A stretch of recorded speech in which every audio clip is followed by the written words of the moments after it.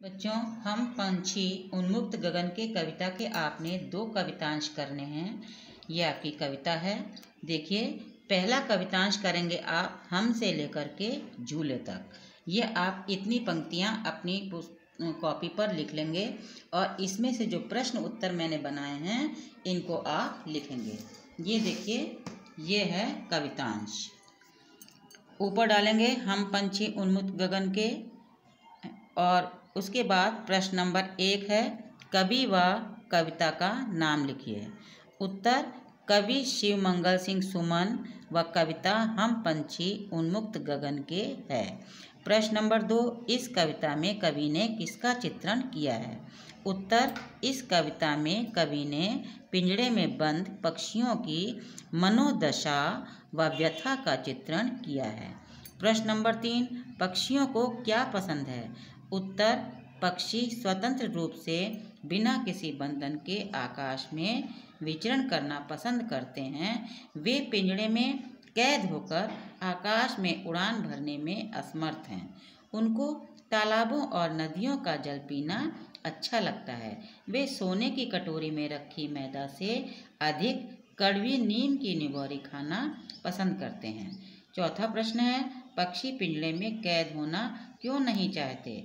उत्तर है, पक्षी पिंजड़े में कैद इसलिए नहीं होना चाहते क्योंकि पिंजड़े में कैद होकर वे स्वतंत्र रूप से गा नहीं सकेंगे और पिंजड़े की सोने की सलाखों से टकराकर उनके प्रसन्नचित्त पंख टूट जाएंगे, जैसा कि मैंने अभी आपको समझाया था। ये आपकी दूसरा कवितांश है। ये देखिए, इसमें आपने यहाँ से लिखना है, नीड़ न दो चाहे टहनी का, आश्रय छिन्न भिन्न कर डालो, लेकिन पंख दिए हैं तो आखिर उड़ान में विघ्न न डालो। ये आप नीड़ से लेकर डालो तक लिखेंगे। इसका पहला प्रश्न है, उड़ान के बदले में पक्षी क्या क्या त्यागने को तैयार हैं? उत्तर है, उड़ान के बदले में पक्षी अपना सब कुछ त्यागने को तैयार हैं। उनका कहना है कि भले ही हमें रहने के लिए घोंसला ना दो, हमारा रहने का सहारा हमसे छीन लो, साफ है, किंतु ईश्वर ने हमें पंख दिए हैं तो हमारी उड़ान में किसी भी प्रकार की बाधा मत डालो। प्रश्न नंबर 2 है, कवि पक्षी को माध्यम बनाकर क्या समझाना चाहता है? उत्तर है, कवि पक्षी को माध्यम बनाकर भारतीयों को आज़ादी के महत्व के बारे में समझाना चाहता है। पराधीनता में कभी सुख नहीं है। स्वतंत्रता की चाह हर मनुष्य और पशु पक्षी को समान रूप से रहती है। अगला प्रश्न है, कवि ने अपनी लेखनी के माध्यम से किसको स्वर दिया है?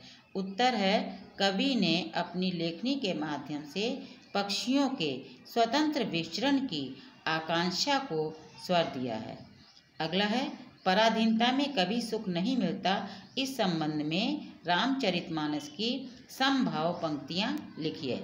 उत्तर है, पराधीनता में कभी सुख नहीं मिलता, इस संबंध में रामचरितमानस की समभाव पंक्तियाँ हैं, पराधीन सपनेहु सुख नाही, कर विचार देखहु मन माही। इसका मतलब क्या हुआ? विचार करके तो देखो, विचार करने से ही आपके रोंगटे खड़े हो जाएंगे, क्योंकि पराधीन व्यक्ति को सपने में भी सुख नहीं मिलता। Thank you children.